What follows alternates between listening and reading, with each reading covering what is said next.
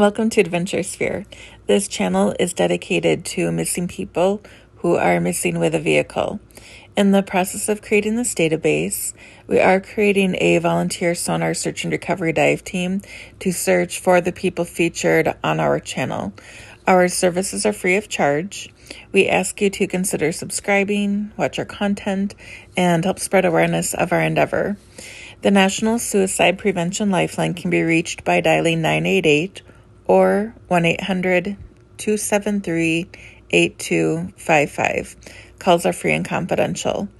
Every year, over 600,000 individuals go missing in the United States, according to the National Missing and Unidentified Persons System.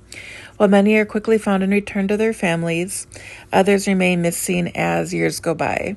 This is Nicolas's story.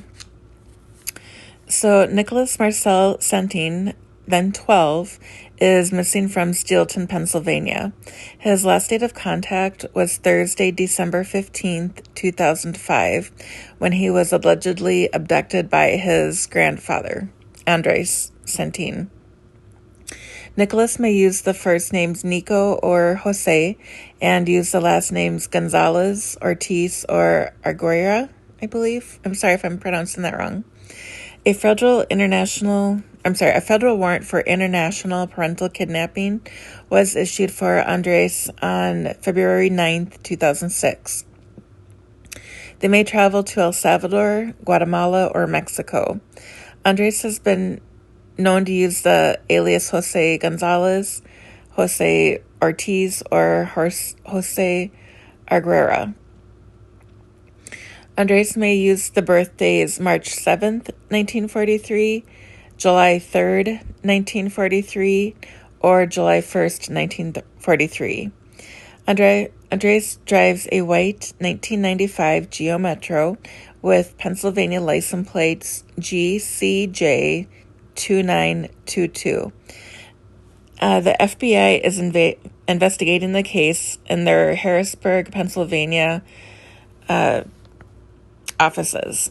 Their number is 215-418-4000. His case number is 2006 MP009. The Steelton Police Department is also investigating. They can be reached at 715-939-9841. Let's see.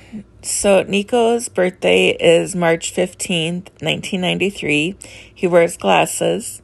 His mom is Simone Santin. She gave Nicolas permission to go with his grandfather to El Salvador for Christmas. They're known to have traveled into Mexico and Guatemala, but family members say they never arrived in El Salvador, and there is no record of them entering the country. They may have turned back to Mexico. They may still be in Guatemala or in El Salvador or New York under assumed aliases. Let's see. Andres lived in the United States for over 40 years before they disappeared. He wears glasses and is diabetic. Andres lived in New York at the time of his disappearance. His daughter, Simone, lived in Harrisburg, Pennsylvania, so it sounds like Nico might have been living with his father, unless Harrisburg is right next door to Steelton. Let's see. She last spoke with Nicolas on December 19th, 2005. They entered into Guatemala December 21st, 2005, and there's no immigration records of them leaving Guatemala. That they entered into El Salvador or returned to Mexico. He has a passport with under the name Jose Gonzalez Ortiz, born October 19th, 1946 in Puerto Rico. There's another entry here that Andres' date of birth is March 7th, 1943 in El Salvador. Let's see here. Simone had let time pass before she reported her son missing. I think it's just to give them time if they didn't have cell phone reception or any access to a phone. Let's see. Simone believes they're both in trouble. However, investigators believe Andres intentionally kidnapped his grandson. Andres is an illegal alien who lived and worked in the U.S. for 40 years before going missing. Andres has ties to the Bronx and Brooklyn boroughs of New York City.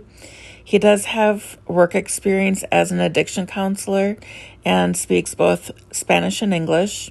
Simone and her sister traveled to Guatemala in May 2006 to raise awareness of Nico's disappearance. The FBI says the car hasn't been recovered and there's been no activity involving Andres' cell phone or bank account. I was able to find it. I don't know where they were at in Guatemala on the 21st, so I just did the city, Guatemala City. The high there that day was 70 degrees. The low is 59. There was no precipitation, so I don't think weather played a factor. But if he was driving, I don't know what the sun is like there. If he was driving into the sun, that rose at 6:23 a.m. and the sun set at 5:39 if he has trouble driving at night. So those might play a factor if he perhaps went off the road. I really hope not, but something that's possible. Yeah, I don't think I'm going to be able to get down that far to look for them, but if anybody runs across a white Geo Metro when they're searching Pennsylvania or New York, this might be a possibility to be them if they did come back to the United States under aliases. So if you'd like to help Nico's family find him, please subscribe. Give the video a thumbs up and ring the notification bell to receive progress reports. Thanks for watching. Stay safe and remember that we love you.